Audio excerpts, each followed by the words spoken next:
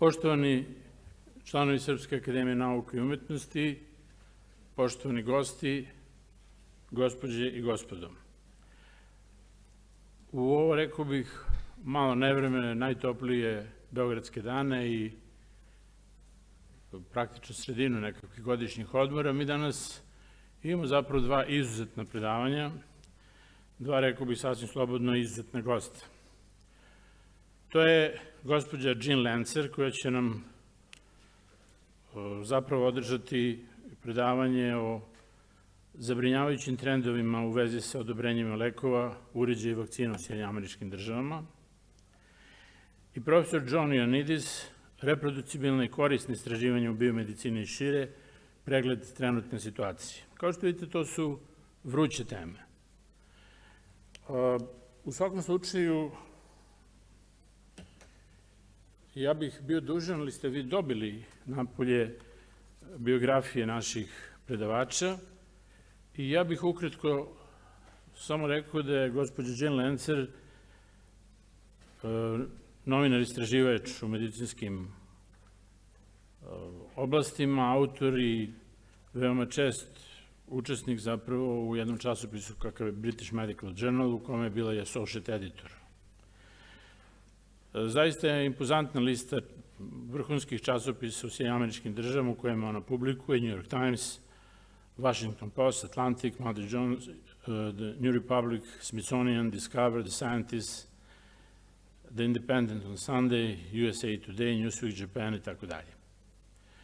Ona je napisala izvestan broj knjige, od kojih je The Danger Within Us dobila veliki broj zaista izuzetnih komplimenata. Ovde imate izvod o mišljenju od jednog Nobelovca, tako da se ona bavi zapravo, rekao bih, jednom opasnom oblašću granici i preseka između finansijskih tokova i medicine i kako zapravo jedna dobra nauka može da bude na izvestan način izmenjena, izvitoperana profiterstvom, regulatornim propisima i određenim pogrešnim stavovima kada je u pitanju medicinsko istraživanje. Što se tiče gospodina Johna ЙОАNNIDISa, profesora epidemiologije i javnog zdravlja, profesora na čitavom nizu, rekao bih, institucija, uključujući i njegovo kodirektorstvo of the Meta Research Innovation Center at Stanford. Radi se o čoveku koji je dobio brojne nagrade, između ostalog on je izabran kao Einstein Fellow u Berlinskom institutu, pretpostavljam se kaže javnog zdravlja.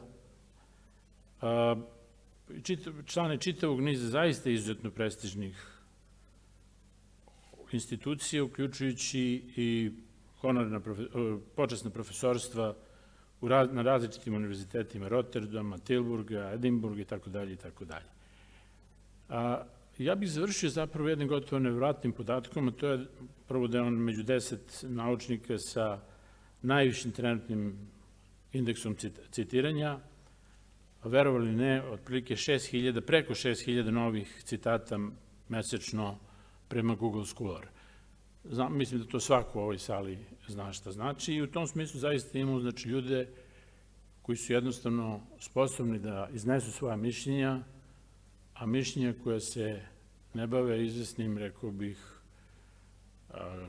konfliktnim granicama onoga što nazivamo naukom, tokovima novca, finansijskim institucijama, pa i našim, ako hoćete, farmakološkim institucijama, načinom na koje izvesne stvari se događaju u svetu u kome bar mi lekari živimo, mislim da nema ni smisla. Prema tome očekujem da ovo bude zaista skup predavanja koje će nam doneti i određene kontroverze. Dear guests, it's a protocol actually to start on Serbian language, and now I just want to express my gratitude and really the feeling that today we are discussing something extremely important that we actually in this institution already started to discuss, but your help is obviously more than welcome. I shortly introduced the audience about your biographical sketches and nobody is coming here to listen to me, so I would ask at the very beginning Jean LENZER to give us her lecture concerning trends in U.S. Food and Drug Administration, drug device and vaccine approvals.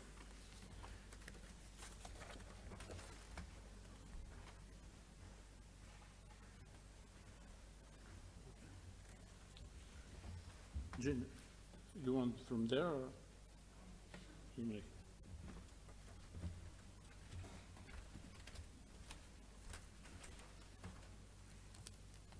Is it okay if I take my mask off? Yeah. Thank you, okay. Okay, thanks.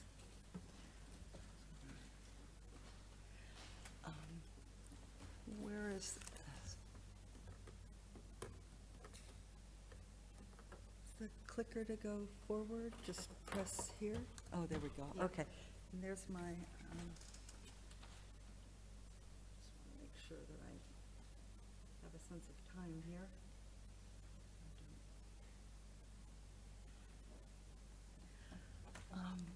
So there's my contact information. Hello, thank you for having me. And backwards. There we go. Okay, so before I start my talk, I wanted to tell my ice cream story. And I like to tell this story because it has a lot to do with how I understand how to read the medical literature. And the story is that, and this is a true story, one day I went out and I bought a quart of ice cream. And I had to go do some errand after that. And when I got back, half an hour later, the entire quart of ice cream was gone. So I line up my two kids, who are then about 8 and 10 years old. This a little closer, thanks, okay. So my kids are about 8 and 10 years old, and I line them up and I say, who ate all the ice cream? And of course, no, I didn't eat the ice cream. And I said, look, I know it's my daughter, Nija, about 8 years old, and I said, Nija, I know, oh, you can't hear, okay. So this is my ice cream story. I've accused my two kids of devouring an entire quart of ice cream in half an hour, and I'm trying to find out who did it. And I say, you know, I'm pretty convinced it's my daughter. And I said, Nija, I know it's you. I know you ate the ice cream. I didn't eat the ice cream. I said, Nija, you're lying. You ate the ice cream. She said, I did not eat the ice cream, Mom.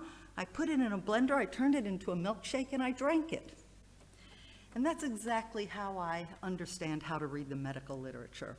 All kids are lawyers, and you've got to read it like that's what they're saying, because that's what they do. And that's, I want to help understand how this is true, what Richard Horton said. And he, oh, I'm not on the right, what's showing up there is not what I'm seeing. Let me see.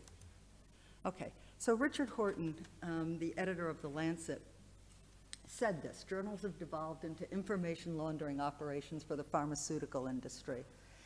He was joined by former editors-in-chief of the New England Journal of Medicine and the BMJ who said identical things. And the question is, how can they get us to believe things that aren't so?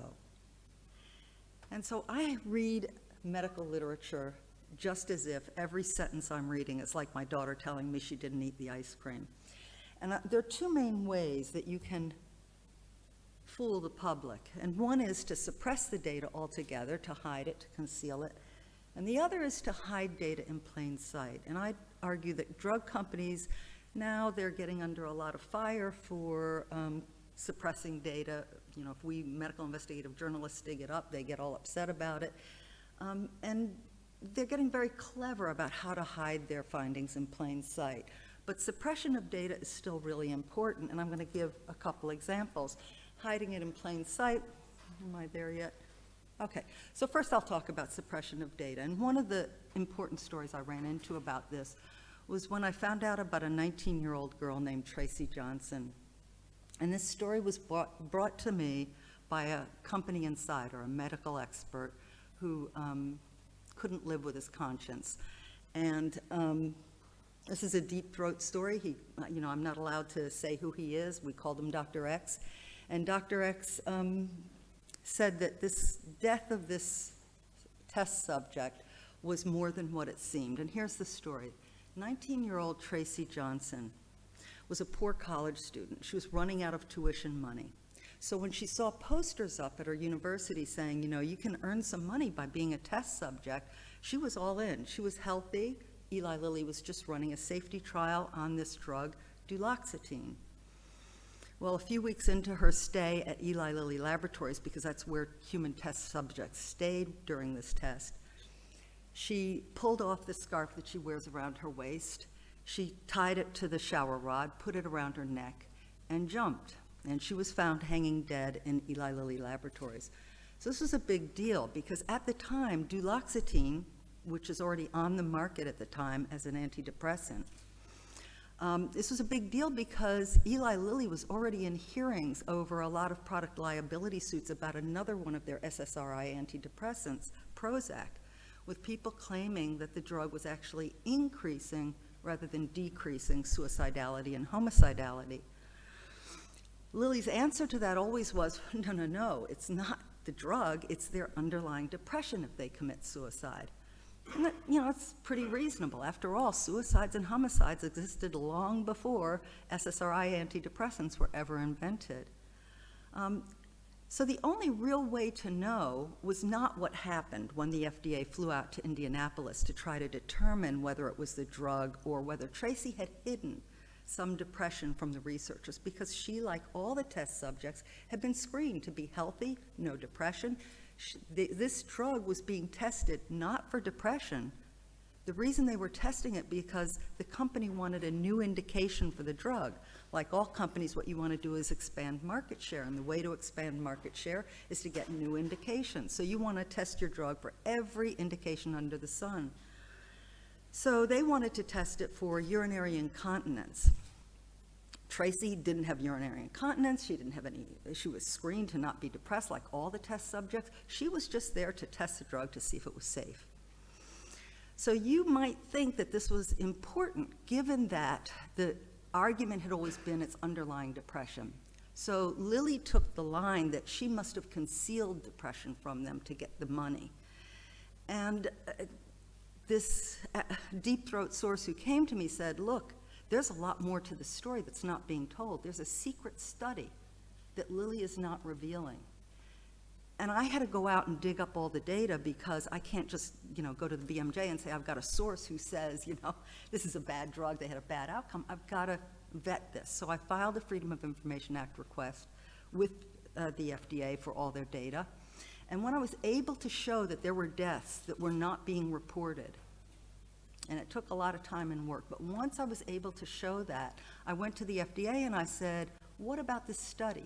This study of what it was non-depressed women who had, and here's the efficacy side. Tracy was on the safety side, but there was an efficacy study that was done, and that's what my source was telling me, where they had looked at women who had urinary incontinence, they gave them duloxetine, and then compared them with women who had urinary incontinence who were not given duloxetine.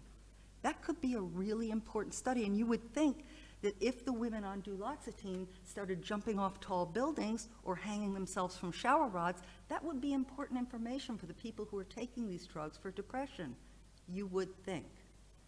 But when I asked the FDA, what about this study, they gave me the Glomar defense. And the Glomar defense is, you've heard it before, we can neither acknowledge nor deny that this study exists.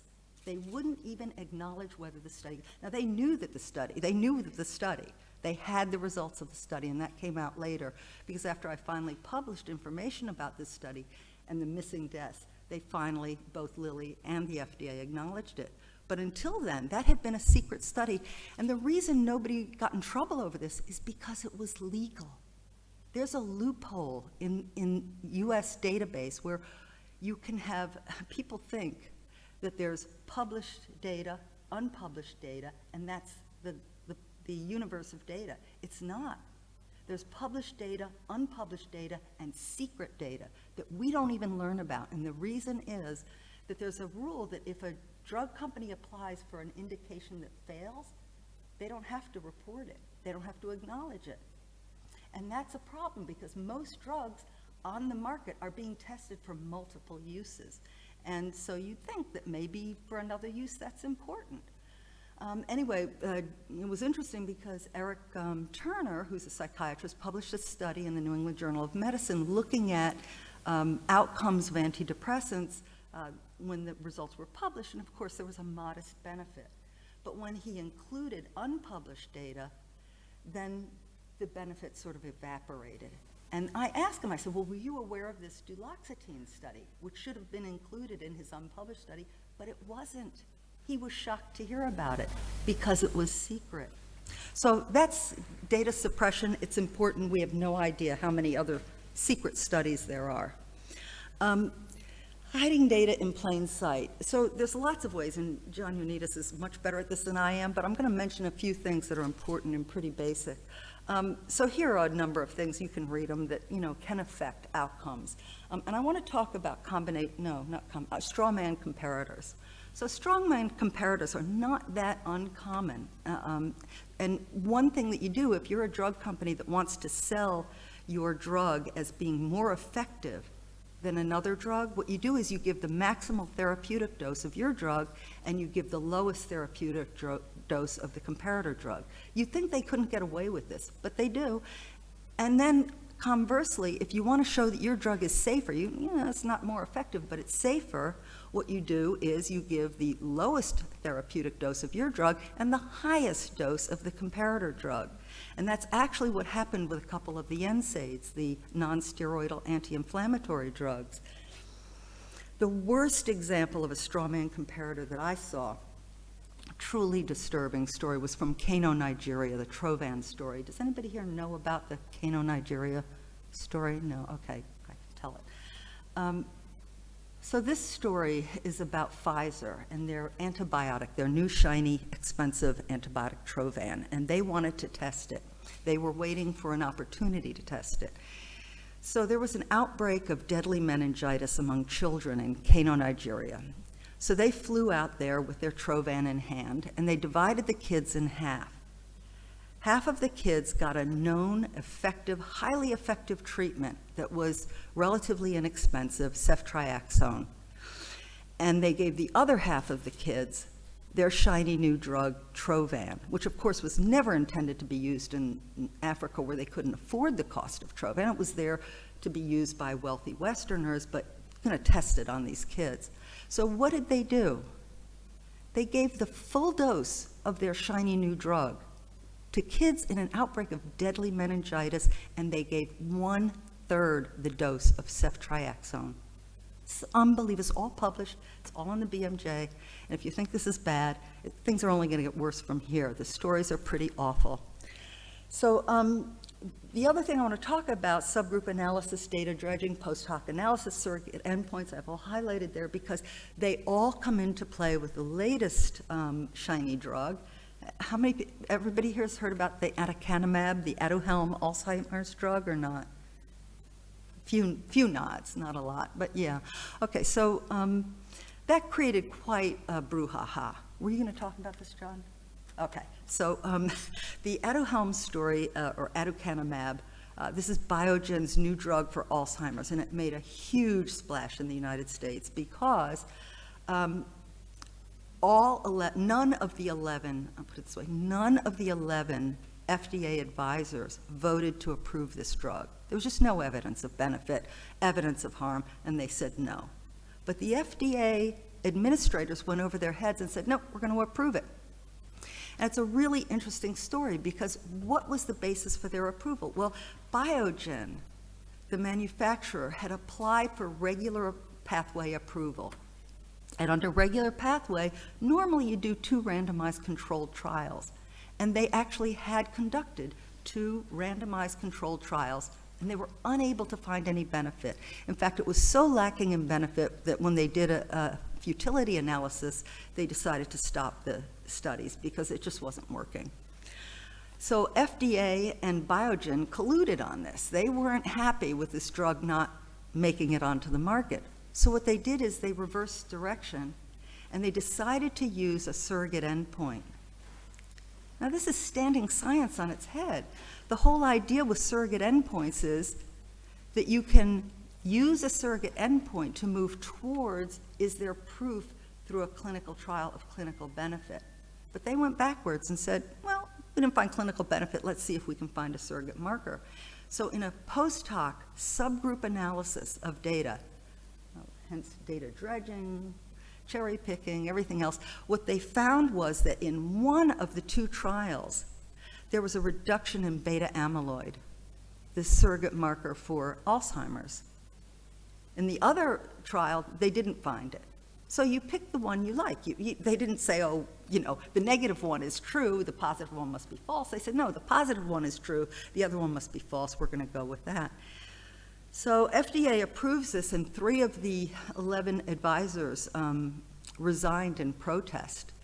There were calls for an investigation into the FDA's decision-making, and there was a big outcry in the United States about this. And that got me really interested in the whole issue of surrogate endpoints and how they're used to approve drugs.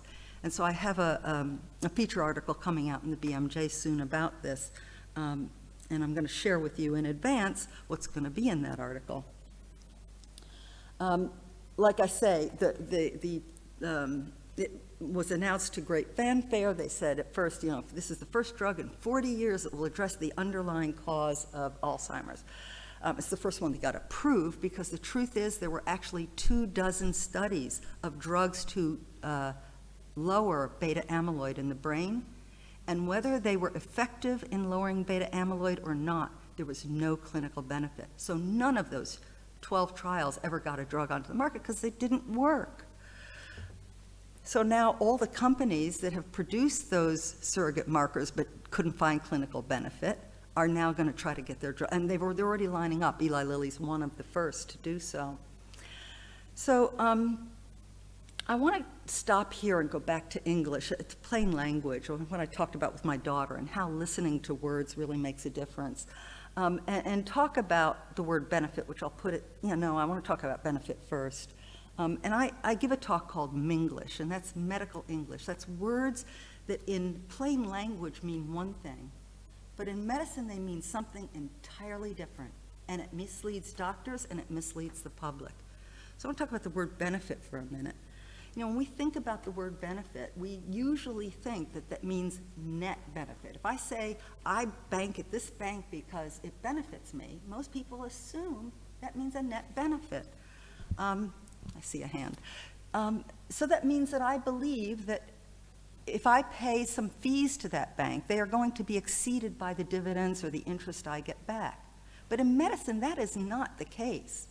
You can claim a benefit and the headline will read significant benefit, and it does not mean net benefit. It might, but it doesn't necessarily, and often doesn't.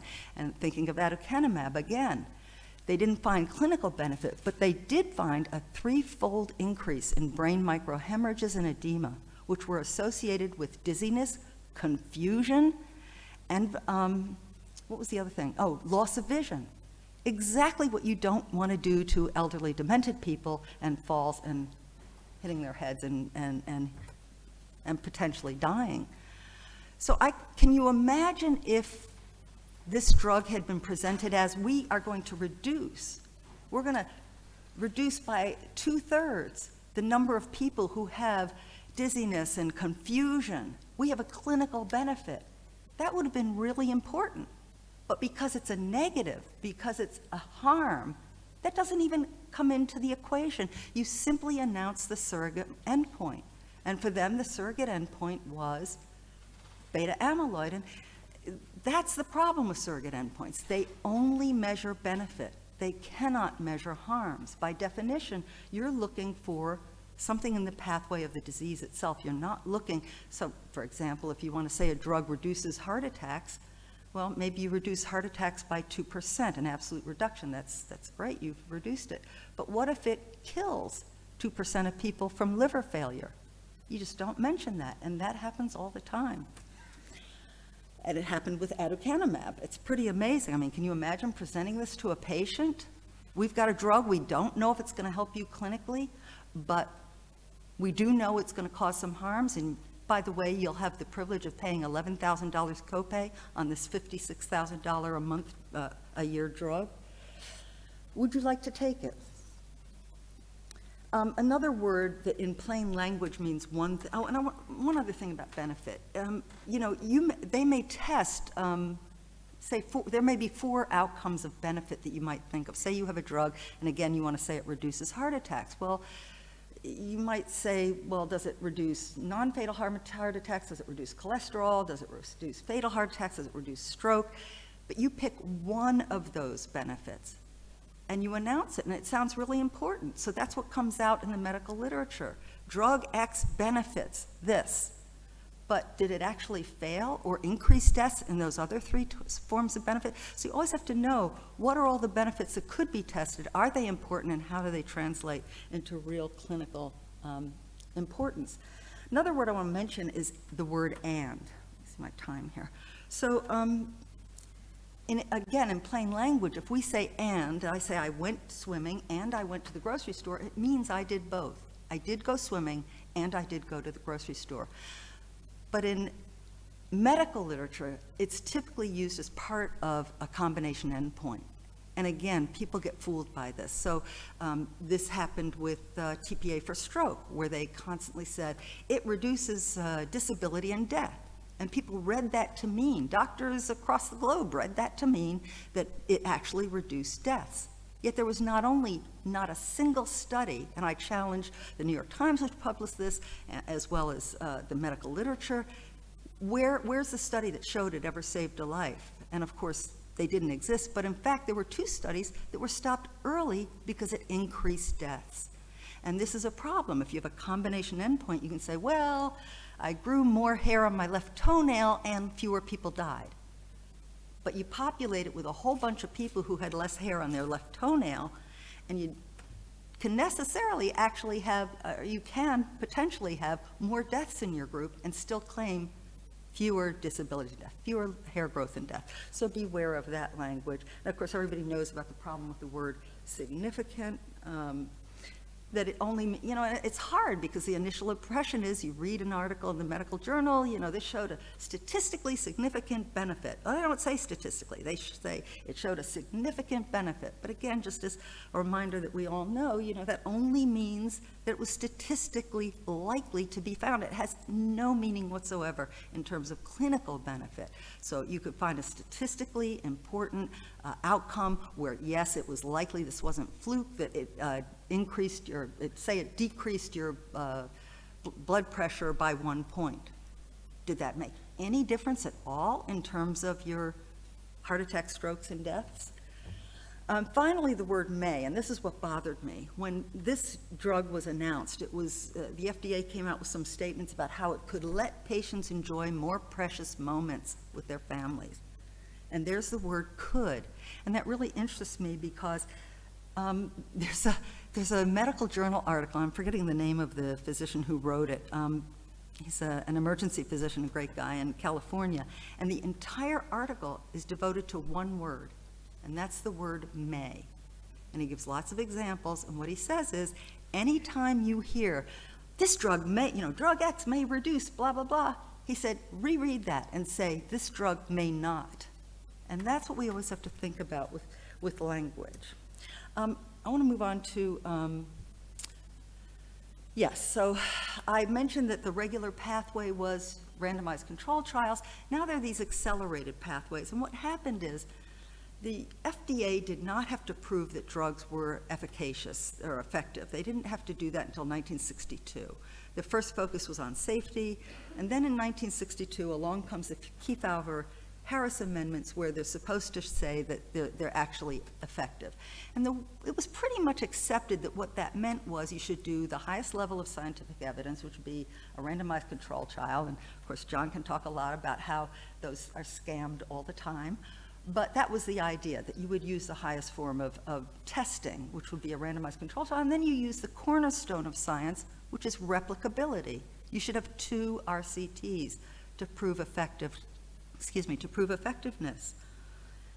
Well, the HIV epidemic comes along in the late 1980s, and in 1991, the FDA yielded to demands for faster drug approvals, and the drug companies love this. And the right wing Deregulators loved it. The Goldwater Institute jumped on it. They'd been dying to lower the levels of scientific evidence.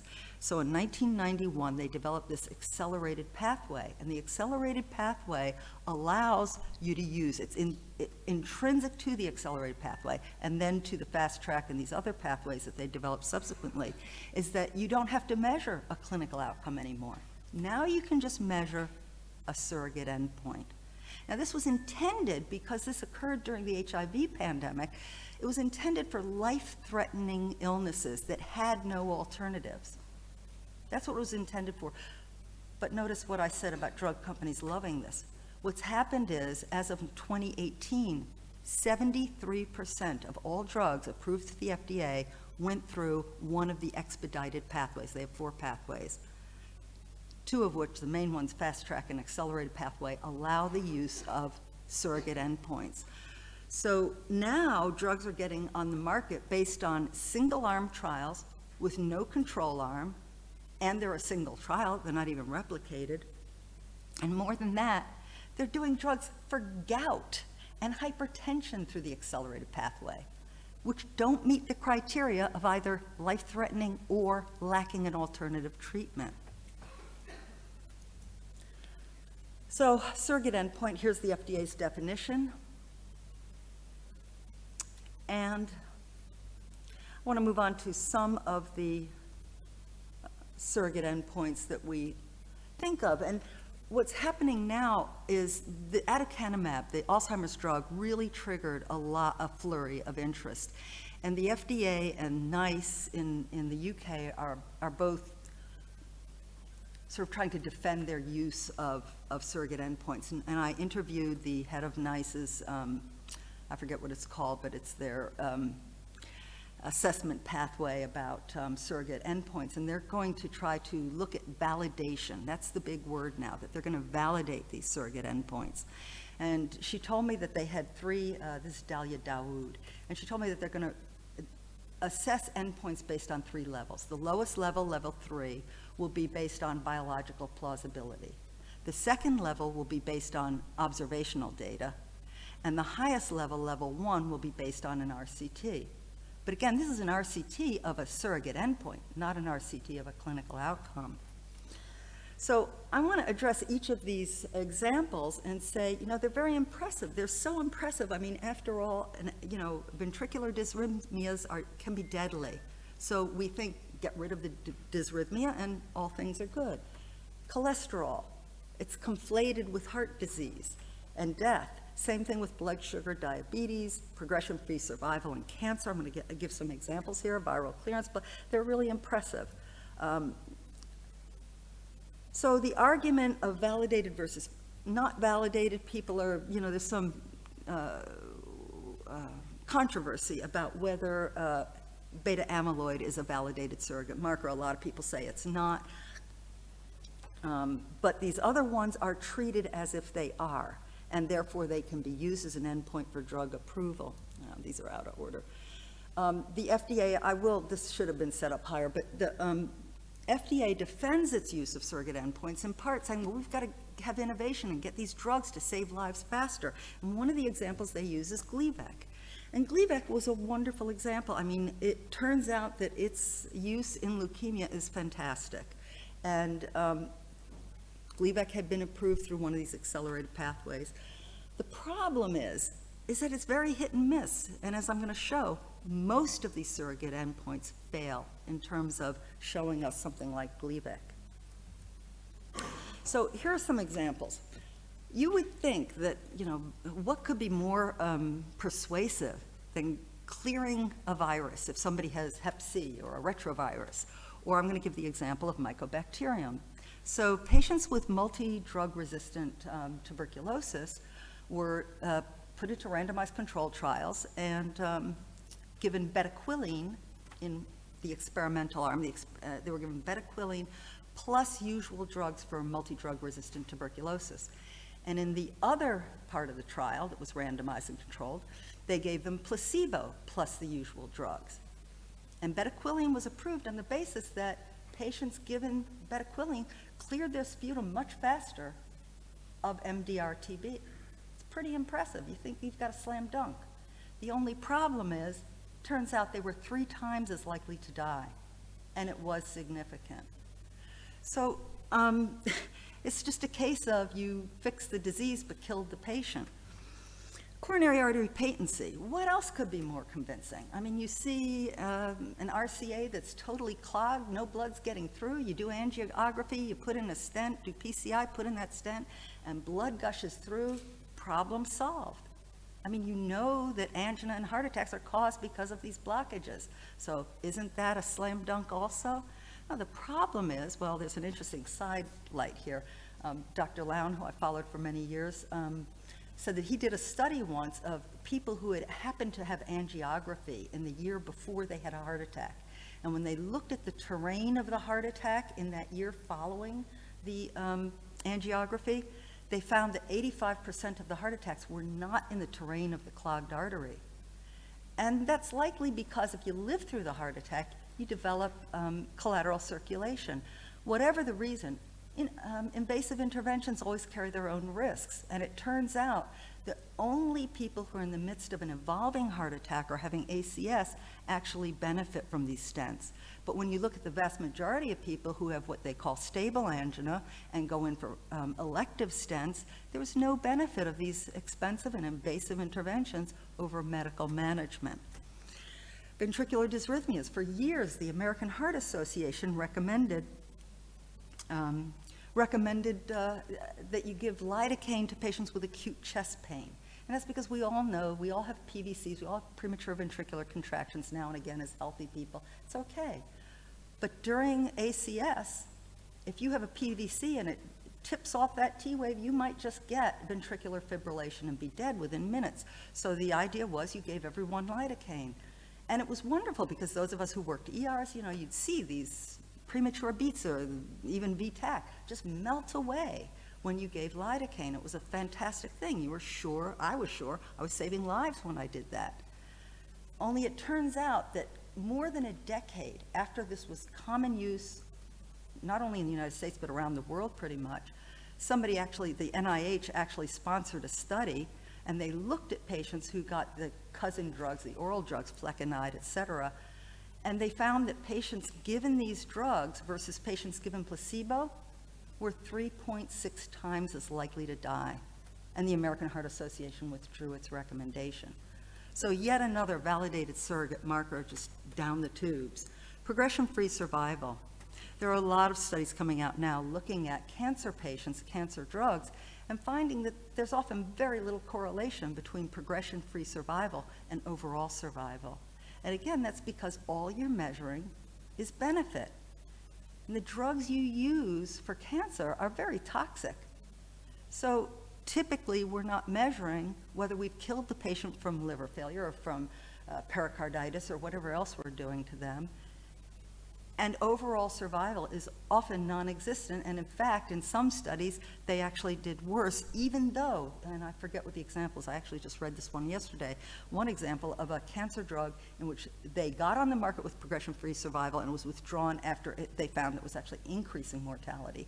But an example of this was bevacizumab and Avastin, which was given to women with metastatic breast cancer. And that was on the market for years. Women were getting this. And the idea, again, it got on the market, progression-free survival. Problem was, they were no more likely to live any longer, and they were more likely to suffer serious toxic effects. And the indication was withdrawn. So Fleming wrote this incredible paper, much better than I can explain, but in, I think it was in 1996, and I really encourage everyone to read it if they want, but surrogate endpoints in clinical trials, are we being misled? And he said there are 4 problems, and he drew these little graphs that are really sort of neat. And what he said is, look, these are 4 conceptual problems with surrogate endpoints. The endpoint you're looking at may lie within the pathway of the disease, but you may think it's causal and it only turns out to be associated. And that may be the case, say, for example, with brain amyloid. There's an argument about it. It's in the pathway, but is it really causal or is it associated? Second conceptual problem is that it could be just one of several causal pathways. And the effect that it exerts can be negligible, and these other pathways could be far more important and may actually go in opposite directions.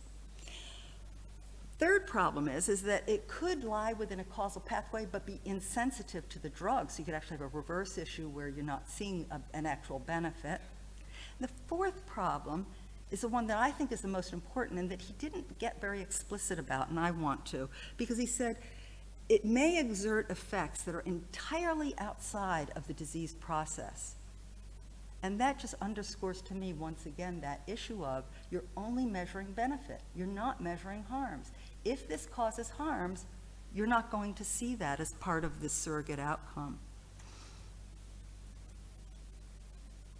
So that's my take-home message there, but I have more. If I haven't depressed you enough yet, I'm going to work on depressing you some more. So the idea, and I've talked to doctors who really, are critical thinkers, and they're critical about endpoints, but they say, yeah, but they do confirmatory trials. And until I started looking into this issue, that would have been my reaction too, except that what I found. And what I found is, of 93 studies of cancer drugs where they were supposed to do confirmatory studies to be, the idea was you didn't get much clinical evidence, so you're going to put it on the market and then do the study after it's on the market. And of course, the FDA could have the drug withdrawn or the indication withdrawn if it didn't meet confirmatory trials. Well, of those, 20% simply remeasured the same surrogate endpoint. Another 1/5 used a different surrogate endpoint. I just can't even get over what the thinking is here. Maybe your first surrogate endpoint, you couldn't prove again, so you went to another. What does that, I don't know what that means. And only 20% found an overall survival increase, and that survival increase for solid tumors is somewhere around 1.7, 2.4 months. So, if we're a little more honest with patients, we might say to them, you're going to be a drug that's quite toxic. For women with breast cancer, half of them in the United States are now hounded by debt collectors because, unlike you, we don't have a national health insurance. And they go broke taking these drugs and have a more toxic time in the extra month or two that they have. So it gets worse. The FDA recently came up with a whole new category.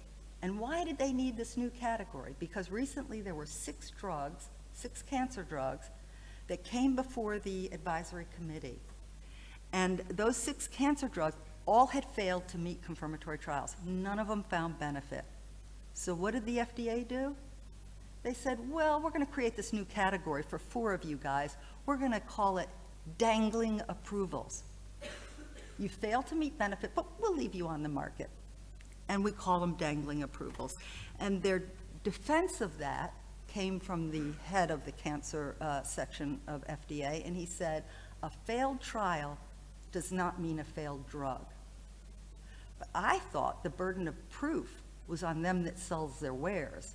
I thought that you were supposed to prove a drug actually worked before it got on the market, not tell me it might. You haven't proved it didn't. And what they've done is they have shifted the entire burden of the research enterprise after phase 2 trials onto the shoulders of the public. Because now they can stop. Phase 2 is where surrogate endpoints belong. That's where they used to be used, so that you could say, is it worth going into a phase 3 trial to see if there's clinical benefit? And now they say, well, we'll put that on the public. And they know that once their drug's on the market, they can't do a clinical trial. We've already shown this with other Alzheimer's drugs. Patients will not enroll in a study if they know a drug's on the market, because their attitude is, there's a drug out there that must work. The FDA approved it, it's on the market, and this has been shown and published. Finally, I leave you with this.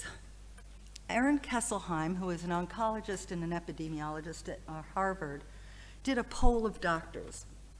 And he asked them this simple question. For a drug to get FDA approval, it has to have statistically significant result, clinically important result, both or neither.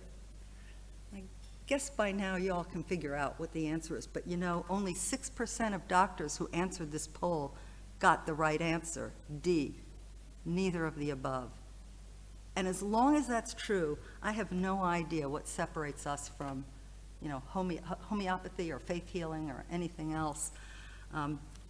So if I have, yes, stayed within my time there we go. I'm ready for some questions, or I can tell you about Greg Gonsalves's conscience and how this all happened, but I don't think that's as important. Are there any questions? Okay.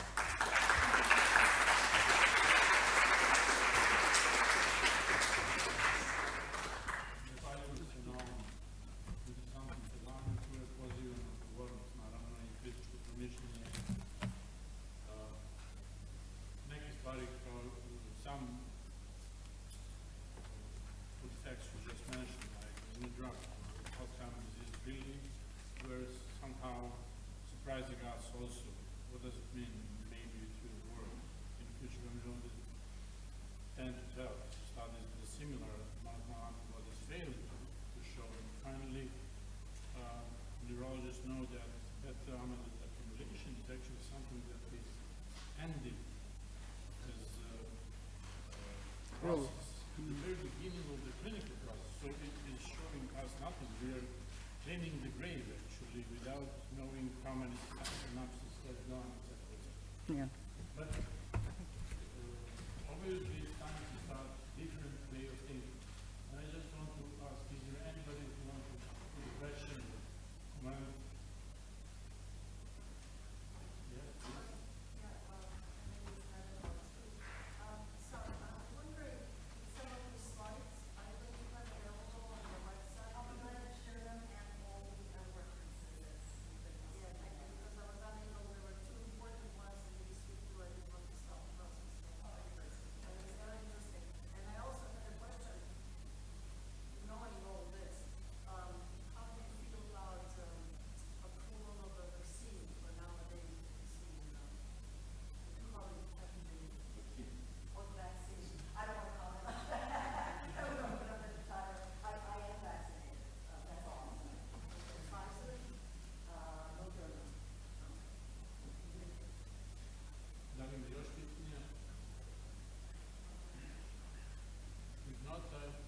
I'm glad to ask Professor JEANNE to give his lecture.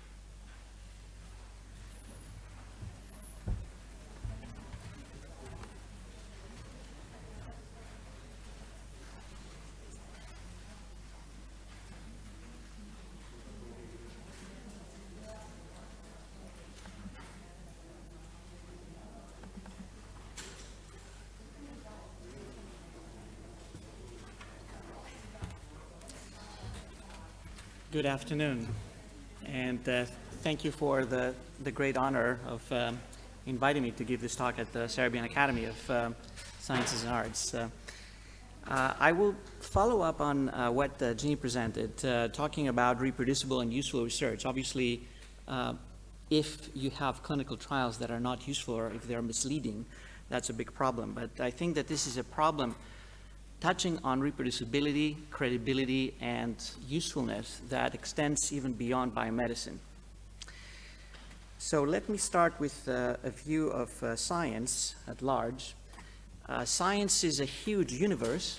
It includes about 200 million scholarly documents that have been produced by about 40 million scientists publishing like crazy. I'm one of those publishing like crazy. I can't stop. I have a disease of writing papers. And they're organized into disciplines.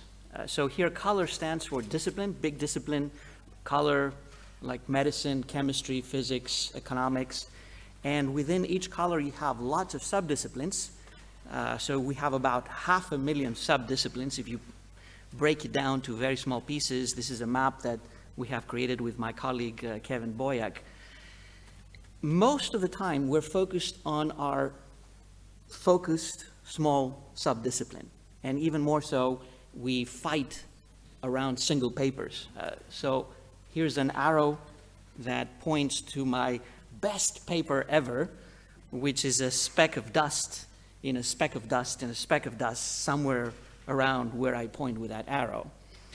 But we need to understand what are the dynamics of that larger universe in order to try to optimize not just that single paper that each one of us, if he or she is the author, will defend to death that it is a good paper, or if they want to criticize, they will fight to show that it is wrong.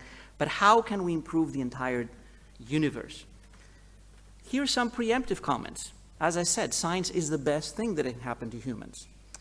Research needs to be supported with heightened commitments. There's no doubt about that. I'm not trying to say that because we have difficulties, we should shrink funding or efforts to support science. Most research done to date, however, has been non-transparent, and much of it has been non-reproducible. They're not sure that secret is necessarily the right word, because it could be published, but it could be not possible to penetrate still, even though it's published. This means that we mostly put trust without being able to really see and touch and feel and work with the evidence. How does it look, for example, if we take the entire PubMed Central over 30 years? This is millions of papers that we analyzed with a text mining algorithm, and we placed these papers in the countries where they were produced, and I'm showing you here with color the proportion of publications published in the biomedical literature over 30 years that have shared their raw data. You see lots of dark color, the whole globe is dark. There's a couple of countries in Africa, actually, that share data. This seems like very weird, but it's mostly international collaborations, for example, from MRC, that have some standards that they need to share their raw data out of the research that they do. But most of the world is very dark. Only a very slight slice of papers really have their raw data for someone who wants to see them. Most of the papers that we read are advertisements. They're an advertisement that I have done this research, trust me, I did it the way that I described, but no one can really go and see whether this is what was done. How about publications that have a registered protocol? I'm not arguing that every single paper should have a registered protocol. I love exploration. I do a lot of exploratory research myself, but one has to acknowledge that then this is exploration. But for clinical trials, for example, you want to have registration ahead of time. For many other types of research, you want to have registration to be able to know that something is being done. Again, lots of darkness around the globe. How about utility, usefulness? Lots of research does not have to be obviously useful. Basic science, quote unquote basic science, we do research without really knowing where it will lead and where it might have a positive investment down the road. But when it comes to most clinical research, I think that utility is pretty important. So here are some aspects of usefulness. Problem base. Is this a serious problem that we need to do something about? Or are we creating a problem like what Jeannie described? Are we creating a new disease that is based on some surrogate marker or something that is not a clinical entity? Context placement. Do we know what has happened already so that we need to do or do not need to do yet another study? Information gain. How much are we going to gain regardless of what the results will be? If we only expect to gain something if the results are statistically significant, then this is not real information gain. It means that we will do our best to divert the results towards getting a specific type of cluster of data and evidence which may not be necessarily true. Pragmatism. Are we dealing with something that reflects real life, that is a real problem in real life? Patient-centeredness. Have we asked patients what do they care about? Not what the researchers care about, but what is their need and what is the aspects of disease or health that they do want to improve. Value for money. Is it worth the money? We have competition among very brilliant scientists and very brilliant teams and very brilliant ideas, but where do we get the most for the investment that we make? Have we made some assessment of this? Feasibility. Can we do it? I have many projects where I had very ambitious plans and they just got nowhere. And I think that this has happened to everyone, that very often we make over projections about what we can achieve. And finally, transparency. Are the methods, the data, and the analysis verifiable and unbiased so that we can put more than trust in what we see in front of us? If you look across all clinical research, it's only a slight minority that fulfills these criteria. Most clinical research may have one or two criteria that it satisfies and the others not. If you decide just to read New England Journal of Medicine and Lancet and BMJ, the top journals, then probably you might do a little bit better, but not much better. In most cases, most of the studies that you will read will not fulfill the large majority of these criteria. In lack of clinical importance, we have statistical significance. We have plenty of statistical significance. This is another exercise that I did with David Chevalerias from the Institute for Complex Systems in Paris a few years ago. We looked at the entire biomedical literature from 1990 to 2015, and we tried to see how many papers that use p-values have statistically significant results in their abstracts or in their full text, whenever there was a full text PDF available. And we found 96% of the biomedical literature claims significant results. I would argue if it's so high, statistical significance has lost its value. When R.A. Fisher proposed it almost a century ago, it did have value, it had some discriminating ability. Currently, if everything is statistically significant, just seeing a paper that says this is statistically significant does not really add much of discriminatory power. Sometimes it's better not to have statistically significant results. So here's a category of studies. These are non-inferiority trials where a good outcome is to find a statistically significant difference and to be able to claim non-inferiority. So in that case, 55 out of 57 large non-inferiority trials published in 2011 claimed to have found non-inferiority in a way that favored the intervention of the sponsor. Again, the success rate, completely inversed, non-statistically significant, was 96.5%. And again, I would say, if you have a design that gets you a nice looking answer 96, 97% of the time, why do you do this study? Just skip that step. You can say, oh yes, it will succeed. But obviously that's not the case. This is not just clinical trials.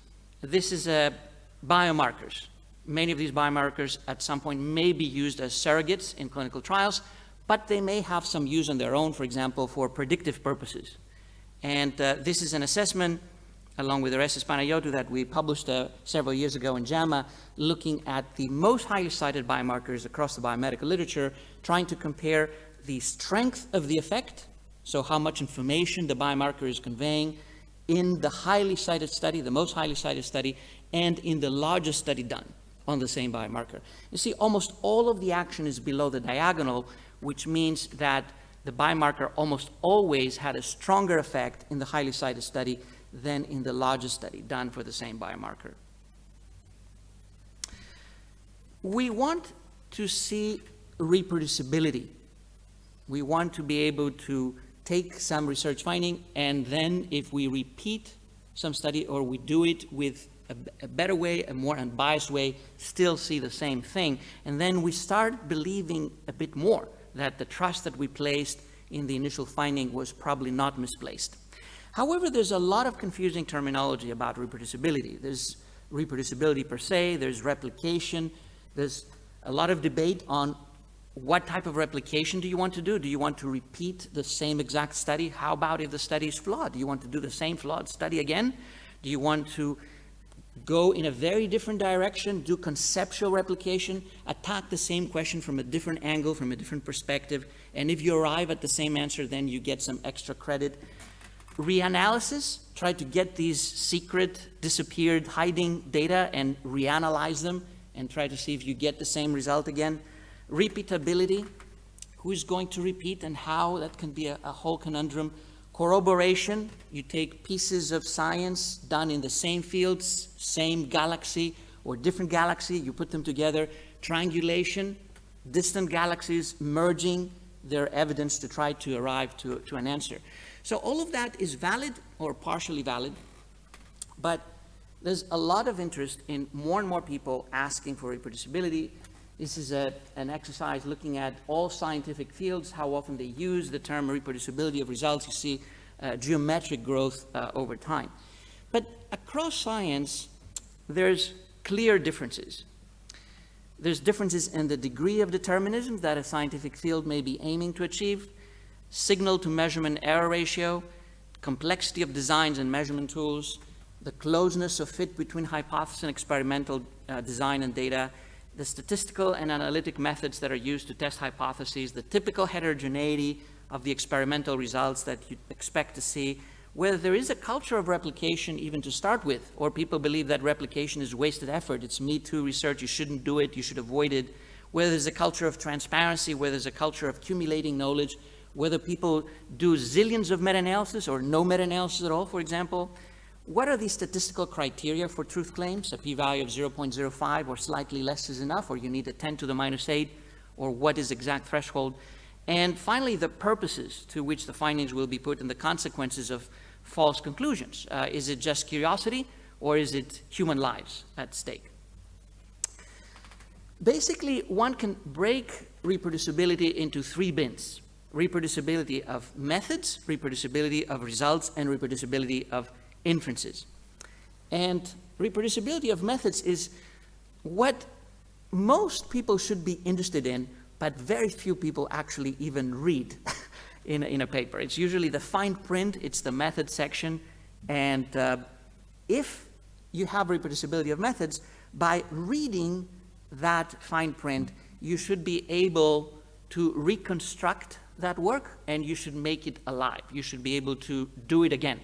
You should be able to repeat that experiment in your lab and not waste days and weeks and months and not understand what exactly did they do. Or you should be able to rerun a model. You should be able to rerun a predictive model about the number of COVID deaths predicted 3 months from now, or some algorithm or some other machinery. Make the machinery of science work based on what is described. Reproducibility of results means that we do yet another study, a different study, and we may try to be as faithful as possible to the original study, and then we see that new study did manage to get very close to the original one. Of course, there will be some noise because of statistical sampling and some uncertainty, but did we get roughly the same result? Is that result compatible to what we found in the first place in the first study? And finally, reproducibility of inferences is where things get very messy. It means that we have 1 study or 2 studies or 1,000 studies, and even the decision of how many studies should be considered to get an answer can vary. And then you ask 2, 3, 5, 10, 50 scientists to say, what do they make out of this? And some people will say, oh, this drug is amazing. Some other people will say, I would never use this drug, and some others will say, maybe in some circumstances. If you have reproducibility of inferences, everybody would agree that it's very obvious that that's the way it is. The typical recipe of most research that we do is centered around small data sets. At least until recently, that was almost 99% of the research being done. Now we have a counter paradigm with very large data sets, and I will talk also about that. But let's start with small data. Lots of smart scientists, very limited funding, unavoidably limited ability to collect large samples, small sample size, solo, silent investigators with disincentives to share and to merge and to join forces because they compete with other principal investigators. They need to show that they're better. If they give away their data to others, that will not be nice. Cherry picking, because they need to prove that they have found something important. They need to compete for the next funding cycle. They need to say in their report that I have this very promising result and I need funding for that. Lots of analysis being done post hoc. There's nothing wrong with doing post hoc analysis. If we collect the data, it's good to use them. But the distinction between pre-specified and post hoc gets lost very often. P-values of just slightly less than 0.05 are enough, or even higher than 0.05 are enough if one can add some spin or twisting or trends or translate trends into plain significance. No registration, no data sharing, no replication. Of course, this is a stereotype. It doesn't mean that all research is like that, but this is really the core of much of research being done and the reason why it is problematic. This is one such field, very prominent field of research, neuroimaging, with extremely highly cited papers along with Dennis Six from Cambridge. We looked at that literature from the top journals in the field and also highly cited papers. And I'm just plotting for you here. The sample size started on average around 4 to 5 in 1990.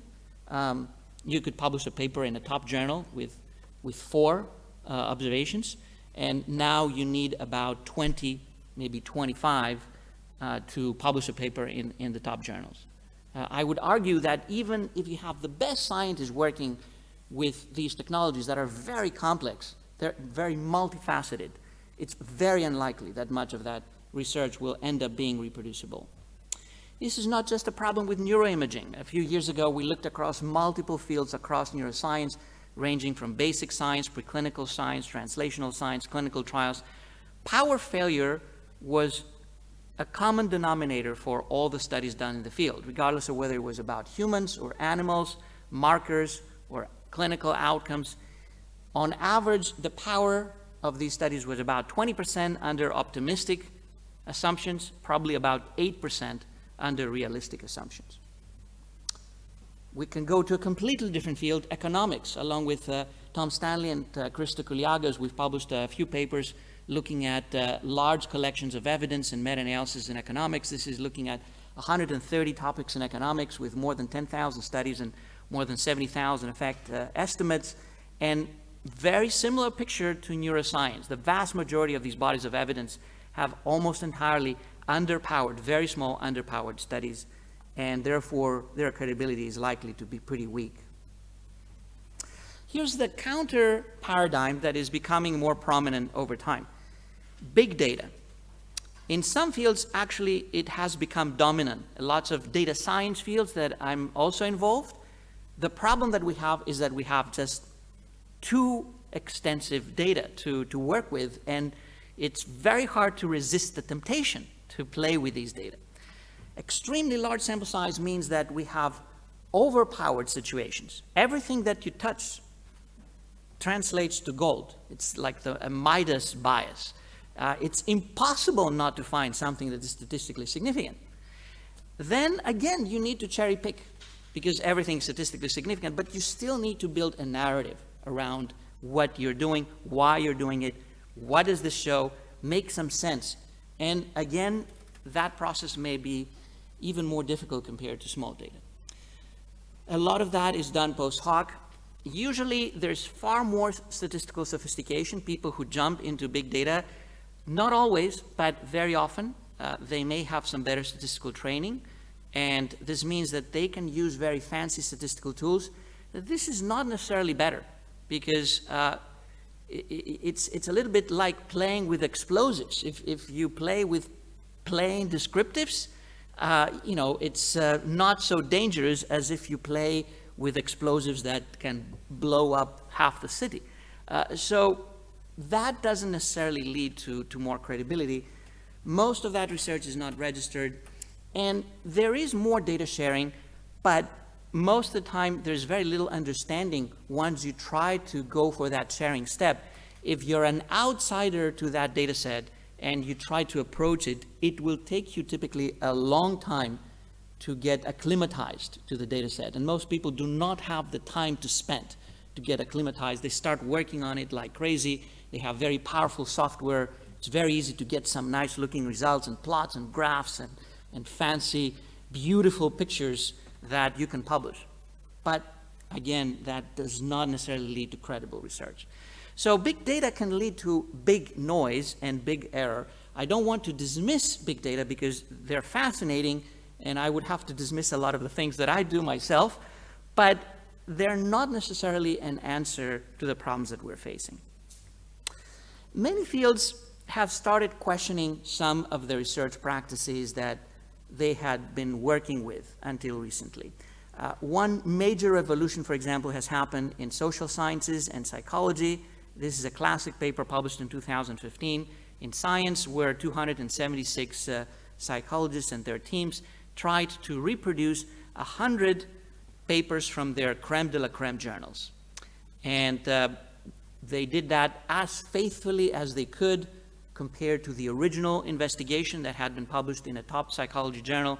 And depending on how you want to read the results, the answer may be slightly different, but roughly 2 out of 3 of these high-profile papers could not be replicated. And roughly the effect size on average was about 1/3 compared to the effect size that had been published in the original paper. There's several other such efforts that have happened. This is one later effort where people focused on papers that had been published in Nature and Science, hoping that, well, these are the most prestigious journals, so maybe we can trust them more in what they publish. The picture was pretty much the same.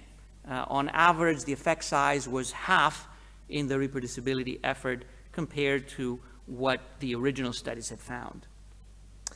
Can we predict which studies will be reproduced? Or is it completely impossible to do that? Some people argue that very often, even though the official literature says this is a paper in a famous journal, if you start asking scientists, they will say, well, not really. I've tried that, it doesn't work, I just let it go. And some people would say, well, if that's the case, why do we worry? Let that paper stay in Nature or Science, and then in the corridors of the academy, we will chat and decide that, you know, John's paper, that's horrible. Yeah, it's Nature, but it's horrible, just forget it. So if that's the case, then we can set a market, and scientists can play like you play in a stock exchange, and you can invest in the papers that you believe will be reproduced. And you can withhold your money from buying stock on John's paper that is likely to fail. So there are such efforts with prediction markets, and in fields like economics and psychology and social sciences, they do a bit better than chance, which means that there is this type of insider knowledge somehow, but obviously it's far, far, far from perfect. The AUC is about 0.7. AUC of 0.5 means we have no clue which is going to be replicated or reproduced. 1 would be perfect. So we are a little bit better than chance, but it's very difficult to just say that we will wait to hear what happens in the corridor by chit-chatting. Some other fields have felt that the crisis was even bigger.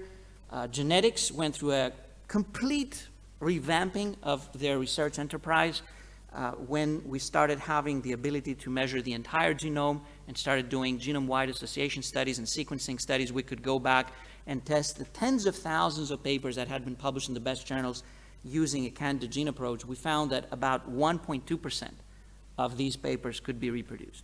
So 98.8% could not. Maybe a few more might have been correct. It was a power issue, but most likely 97% plus of that work published in the best journals was just false positives. Preclinical research has gone through a lot of soul searching. Surprisingly, here the industry are my champions. I get no funding from the industry, but they are my heroes here because, why? They do care about preclinical research.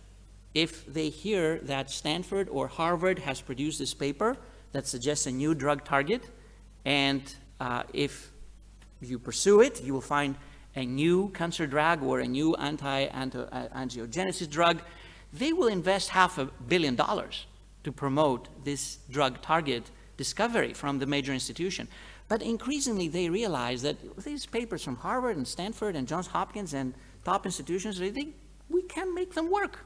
So they started publishing series of efforts to reproduce papers by academic institutions, leading academic institutions, trying to see whether they can make them work and get the same results in their hands.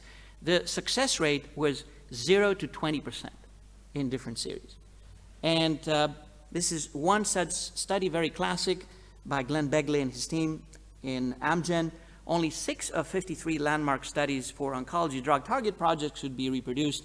His conclusion was that the failure to win the war on cancer has been blamed on many factors, but recently a new culprit has emerged. Too many basic scientific discoveries are wrong. It's not easy to tell someone, you're wrong. It's not really a great honor. And this means that we also see the advent of reproducibility wars, especially in fields where saying you're wrong brings the connotation of fraud, you're a cheater, you're a bad person, you should be expelled or whatever. People will fight back. I mean, they will fight back even just for scientific curiosity, but most of the time, we had been accustomed to think that being wrong means that you're fraudulent. And we should have been accustomed to thinking that being wrong means that you're a scientist. As a scientist, you are likely to be wrong most of the time. At least myself, I expect to be wrong almost all the time. But I hope maybe a few times I might be correct, and this would be wonderful. But this is not easy as a message. And it means that people react in an emotional way. They feel that they're personally attacked, and then you have the reproducibility wars with debates about whether what you saw in the reproducibility is indeed an unsuccessful, or maybe it is successful if we kind of translate it in a different way. Reproducibility of inferences becomes a huge issue. There's huge resistance to refutation. Even if you have amazingly strong evidence, it is very difficult to get rid of something that has been established in the past. It will continue to have its followers, its believers, its tenured faculty, its professional societies, its journals, its everything that will say this is the way that it is. And we did some empirical testing of that hypothesis, looking at papers that are as squarely refuted as it can be. For example, the claim that vitamin E can decrease mortality by 50%. Large studies published in the top journals claiming this. Or beta-carotene is the strongest chemoprevention that you can offer for cancer. Nature paper, 1981, again, no benefit in multiple large randomized trials. If anything, a trend for increased mortality. Estrogen for dementia, amazing benefit. We tried to see what happened when these claims were refuted. These papers continue to be cited very heavily. And in the case of beta-carotene, they were cited very heavily, ignoring completely, not citing at all the negative randomized trials.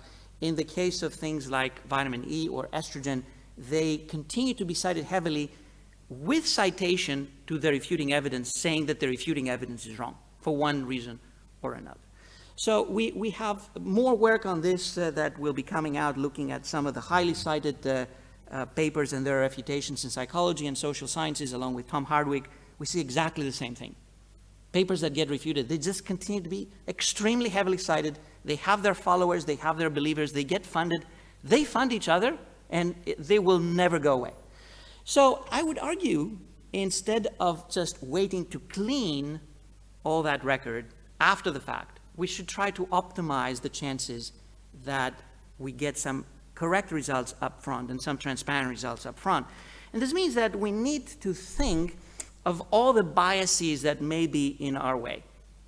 This is an effort along with Dan Fanelli and Rodrigo Costas to look across all scientific fields wherever we found meta-analysis, which means that someone believed that there were multiple studies on the same topic.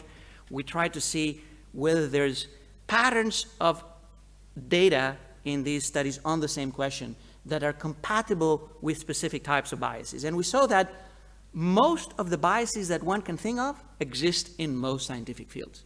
But some scientific fields are more vulnerable to one type of bias, and some other fields are more vulnerable to other types of bias. So preemptively, I would argue, each scientific field should think, what are the diseases, what are the biases that may affect our research practices, and what should we do preemptively to avoid having them be messing up our research and our publications and our claims. Here's solutions. Large-scale collaboration, adoption of replication culture, registration at multiple levels for studies, for protocols, for analysis codes, for data sets, for raw data and for results, sharing of data, of protocols, materials, software, and other tools, reproducibility checks, containment of conflicted sponsors and authors, more appropriate statistical analysis, standardization of definitions and the way that we run analysis, more stringent thresholds for claiming success or eureka, improvement of study design standards, improvements in peer review, in reporting and dissemination of research, and better training of the scientific workforce in methods and what I call statistical literacy. Let me go through a few of them that I think are most important. Sharing of data, I think, is key. And I don't want to be pessimistic because there are some scientific fields that have adopted data sharing as a sine qua non. This is a paper that I published with many other colleagues in Science a couple of years ago, where we argued that data sharing for publicly funded genomic data should be the norm, even to the point that whoever is producing the data does not have priority against the rest of the community. You produce some data, you just post them in a public repository, and you get credit for that, and then when we have the data from multiple scientists and multiple efforts, we can run an analysis that is likely to be far more reliable than if each one of us was analyzing this little fragment of information alone. Some other fields are a bit more difficult to convince or have probably a higher order to meet. For example, along with Tom Hardwick a few years ago, we looked at whether we could retrieve in what we called the data arc, the most highly cited papers, raw data in psychology and psychiatry. These are the papers that are in the top 1% or less than 1% of the field. And we reached out to all the principal investigators, the corresponding authors, saying, we are creating a data arc. Your research is extremely important. It's really driving the field. We feel that it is necessary to have these raw data available for the rest of the scientific community to look at and work with and take them to a step further. And send us the data. We will curate them. We don't ask for a single penny. We will do all the work to make them available in a usable fashion for everyone. Some people did send their data, and some had already posted their data for wider communal use, but the vast majority did not. And the key reason that they would not share was that the data were outside of researchers' control. What does this mean? It means that, for example, for clinical trials, in many, probably most, perhaps the vast majority in some fields of these clinical trials, the big name Stanford or Harvard professor, who is the first author or senior author or both, has never seen the data. They have trusted the industry statisticians that they have done a good job. Hopefully they have written the paper, even that is questionable. Hopefully they have read the paper. I hope that does happen. So what can you do about that? That's not easy. Legal and ethical constraints is the second reason. Of course, if you have an informed consent that you cannot share the data, but you can work proactively and preemptively for future trials. Preparing your own sharing system is number 3. Data no longer exists, like in a famous paper or infamous paper in Lancet where the author was asked for the data and he replied, he was from India, that they have been eaten by termites. And so forth. The last reason was that researchers were still using the data and they just wanted to get a bit more out of it. That was not really one of the key reasons. Here's another assessment that I did along with Valentin Danchev and other people from my team at Stanford. We tried to look at availability of raw data from medical journals like JAMA and New England Journal of Medicine and Lancet that do have a policy to require data sharing statements. To publish a trial in these journals, you have to say, this is what I'm going to do with the raw data. It doesn't necessarily mean that you will share them, but there's some nudge, if not urge, to share, and you need to say when, how, and where exactly this is going to happen. So if you start asking for about 500 trials, is there some statement? Yes, in the majority, but then if you really want to get these data, most of the time you need to apply to a company-held structure, and you need to be vetted through that. And if you say, I want them right now, out of 500, you can get 2 trials worth of data to work right now. Some people think that the situation is far worse. I said, and I have always believed this, that fraud is not a major force here. I think it's mostly error, it's mostly questionable research practices, it's mostly the urge for that eureka, for that magic moment, curiosity, maybe some financial conflicts if it's utility. But some people argue that there is fraud in some ways, and maybe there's prominent fraud, and John Carlyle came up with the concept of zombie trials. Now, what are zombie trials? John Carlyle has been the editor of Anesthesia for many years, and initially he started looking at the baseline characteristics of intervention and control arms of randomized trials, and he realized that some of them had very weird distributions of characteristics, that they were impossible to happen. So at some point he started asking for the raw data from these trials so that he would look at the spreadsheets as a precondition to publication.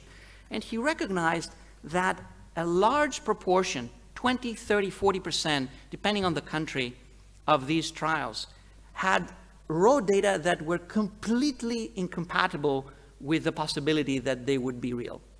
There was something impossible, like if you saw exactly the same data in one spreadsheet and then you saw them exactly in another place in a very completely different spreadsheet for other patients, that cannot happen. This means that someone just cut and paste these two.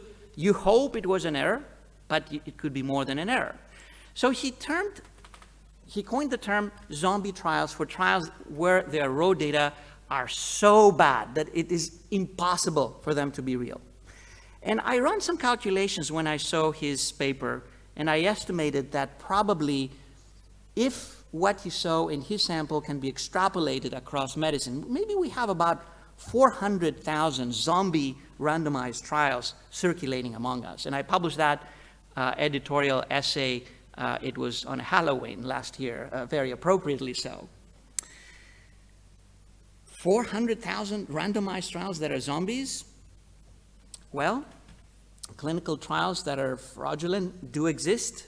In COVID-19, we have seen about 200 papers currently that have been retracted already within a year, and some of them were very prominent. This is one paper that was published in The Lancet, the most famous medical journal. It included data from 671 hospitals around the world, and none of these hospitals had any clue that these data existed.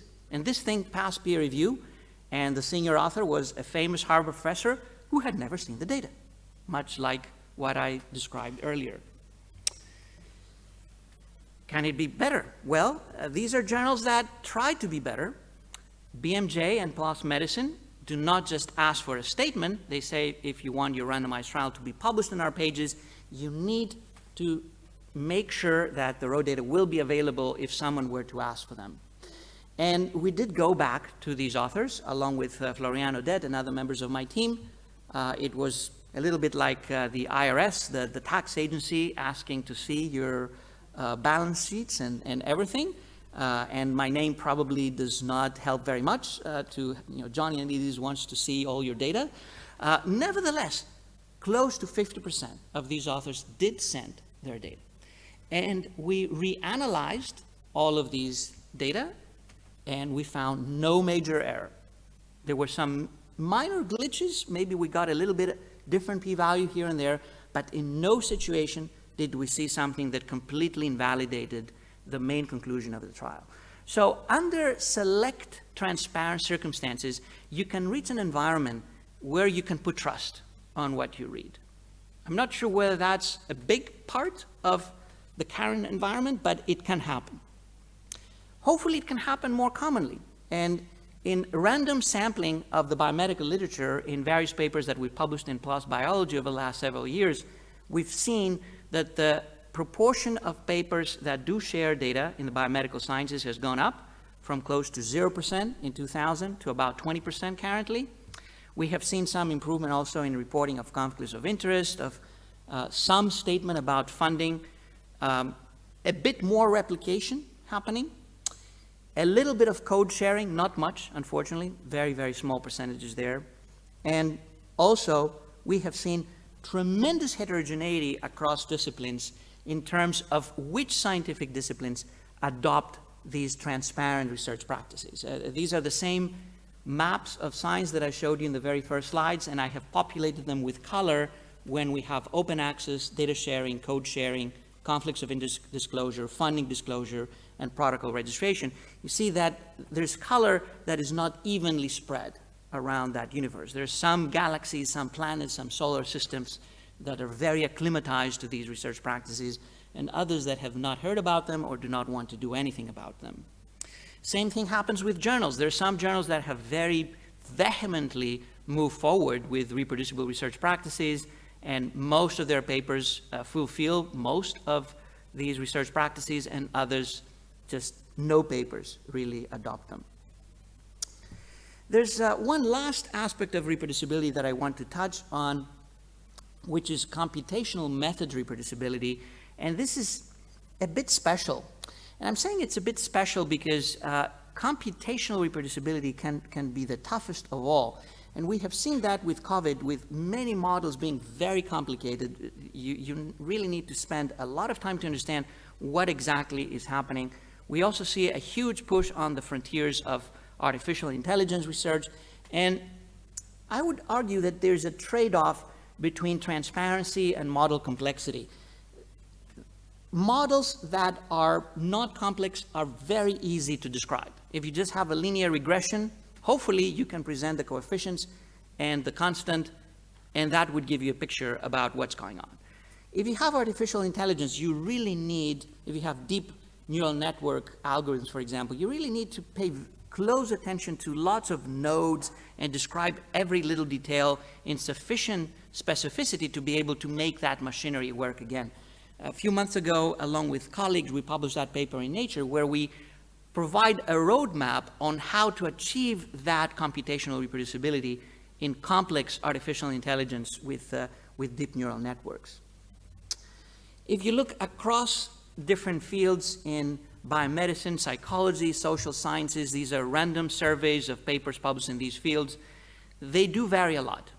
Some fields have adopted reproducible research practices to a large extent. Others are lagging behind. For example, data availability is happening mostly in biomedicine at the moment. Analysis availability is happening almost nowhere. A statistical analysis plan to be shared, few exceptions. Pre-registration has a history in medicine. It's starting to pick up in the social sciences. Protocol availability is still in very early stages. And we do see a lot of action around conflicts of interest and funding statements. Last comments about rewards and incentives.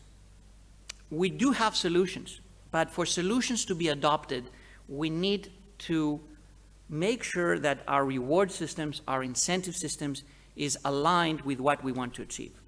If we tell scientists you will be promoted, you will be funded, if you produce more papers that are irreproducible, non-transparent, and just create a complete mess, we are very smart people. We can easily create a complete mess. But if we tell people in order to be promoted and be funded and to become a member of the academy or whatever, you need to publish things that are reproducible, transparent, trustworthy, replicable, then you need to incentivize and reward these specific outcomes. So I would argue that it looks like an electrocardiogram. I call it the PQRST of reward. P stands for productivity. I have nothing against productivity. I love productivity. I said from the very beginning that I'm a publication addict.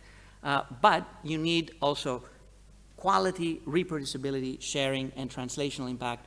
And there are ways that we can reward these features. Most university systems, in a survey that we did with David Moher, do not do that at the moment.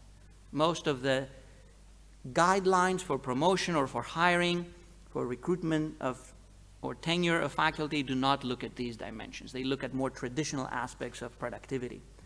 And there is a few exceptions that start using these non-traditional criteria. I hope we will see more. And I also hope that we will see more research on research practices. This is really my pet. This is my bias.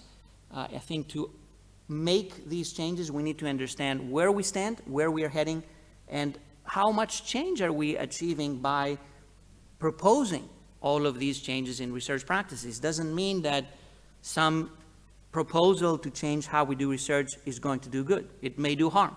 It may do more harm than good. So we need to watch very carefully about new ideas, new research practices, new concepts, new efforts to improve transparency, whether they do achieve their goal. I will reiterate that science is the best thing that happened to humans, and we need to invest more in research, especially high-quality, reproducible research. we are at a crossroads. The reproducibility of many disciplines has substantial room for improvement. There are many possible interventions that may improve the efficiency of research practices and the reproducibility and eventually the utility of the evidence.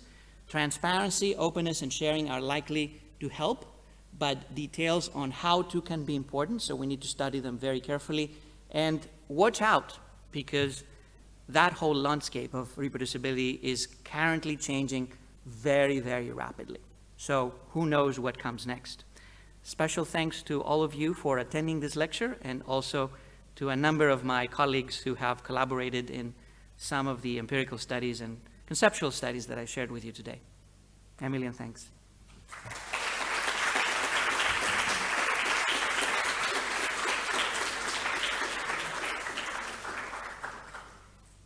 Thank you very much. It's not a quotation, it's two inspiring lectures. And you mentioned what you actually, I would say, a number of problems that we can discuss a month or 2 months without stopping or without sleeping. It's really something that is bothering all of us. We just discussed about the reward system, which is making also here in this institution problem with evaluating on the crossroads of new discourse of science, a big data approach, really small control studies with maybe brilliant ideas, etc. With papers with hundreds of authors. So giving us one kind of symmetry in evaluating actually what is the real value of this scientists that we are discussing about, etc., etc.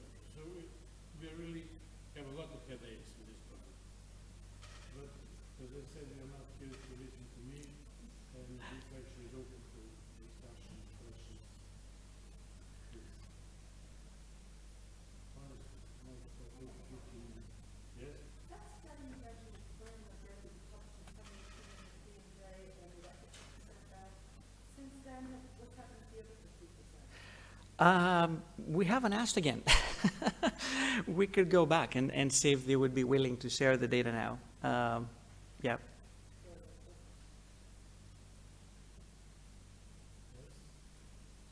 Hi, thank you very much for an interesting talk. I would like to ask, what about the review process? I mean, the review process, most of the journals relies on basically assuming that an expert has enough time, that he provided enough rigor when the study was analyzed. Yeah. So in practice, that always necessarily happens. It is part of the chain of generation and dissemination of evidence, unavoidably, and it is my fault that I didn't touch on that. We have a whole Congress, the peer review Congress, that was coming up September 2021, but we will just have an online session to announce that we have moved it to 2022.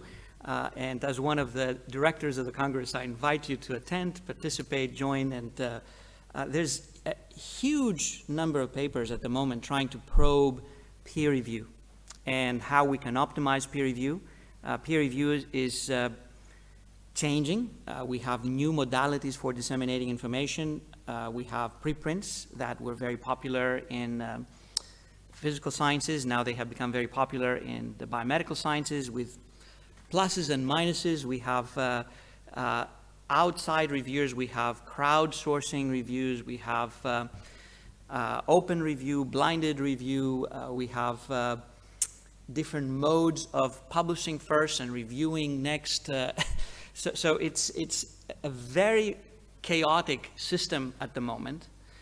My impression of peer review is that on average, the way that we operated, maybe about a third of the papers get better, or 30%, maybe about 5% of papers get worse, and about 2/3 of papers are not really touched. And maybe those that are not really touched by peer review is even a higher percentage, because for many papers, for most papers, in many fields, the vast majority, unless you have the raw data, unless you have the code, unless you can see the inner machinery, you end up really judging the narrative, whether you like the narrative or not. And if you like the narrative, this is a perfect study. And if you don't like the narrative, this is a horrible study, and Ioannidis is the worst scientist in the world, and how can this ever be done? So I think that peer review is very superficial at the moment. It is mostly a ritual. During that ritual, there is some miracle happening. I'm not saying that it's completely just plain ritual, but we need to find ways to have more than just the benevolent, intelligent, committed reviewer who happens to come as Zorro and saves the world from a bad paper. I mean, that's the Karen model. It's the hero who saves the world from a bad paper. We need to find ways to make it apply to all papers. We need to find ways to get rid of predatory journals that they just don't do any review. We need to find ways that review can continue after publication meaningfully. We need to avoid excesses. There's some good initiatives like PubPeer, for example, but sometimes you go there and every crazy person just loads whatever they hate about a paper. It just makes no sense. It's a process in evolution, and I hope we don't end up back to the situation where Einstein had almost all of his papers never peer-reviewed, and when he had his first paper peer-reviewed, he sent a letter to the editor saying, "How dare you do this?" I hope we can salvage peer review. In line with this, during the pandemic and the need to quickly get results, more and more studies are being put on biorex before peer review for the public to see, and they often got into newspapers and the media before peer review. And on the one hand, because of the problem with peer review, it's understandable, the need for something like this, but also there's no control because a lot of bad studies got into the press this way. So what's your opinion about that movement? And, The media, on average, have no clue about science. Okay, and during the pandemic, overnight, the media had to know everything about science. So now you have a situation where I was dreaming all my life that more people will be interested in science, in rigorous science, in methods, in transparency, in well-done research. And I felt like a complete loser because I could not fool myself. Very few people were interested in science.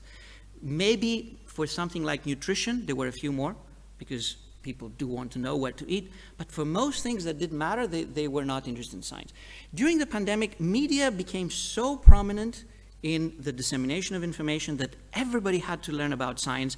And this means that they were watching for the very last thing that was presented this morning to disseminate it. They couldn't wait. And many scientists could not wait. I cannot wait. I think that we want to feel that we're doing something important and that we need to spread the word and disseminate the information. And the mixture of these forces was very unfortunate, I believe. This doesn't mean that preprints should not be communicated. I will differ on this. I have seen papers that have been rushed to publication, peer-reviewed publication, within 4 hours of being submitted, just because they fit the narrative, and very often they were completely wrong. And other papers that have been sabotaged in various ways because they didn't fit the narrative.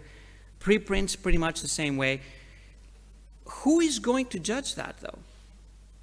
Who is going to be the judge of what is valid research and what is non-valid when scientists themselves have such a hard time, and when most of that research is not transparent enough to be able to tell, even if you invest time and even if you do a good job to try to be a good peer reviewer. So my only solution would be, it's wonderful that we mobilized the appetite of media and the appetite of the public for science. Let's keep it this way. Let's keep them motivated to hear about science. But let's try to tell them more about what science is about, which is, number one, healthy skepticism. Number two, rigorous scientific method, not results. Number three, handling of uncertainty. None of that has been prominently produced in disseminating science. Unfortunately, during the pandemic, we still have an opportunity because the pandemic is not over. When it is over, I think it will be too late. People will move on to something different.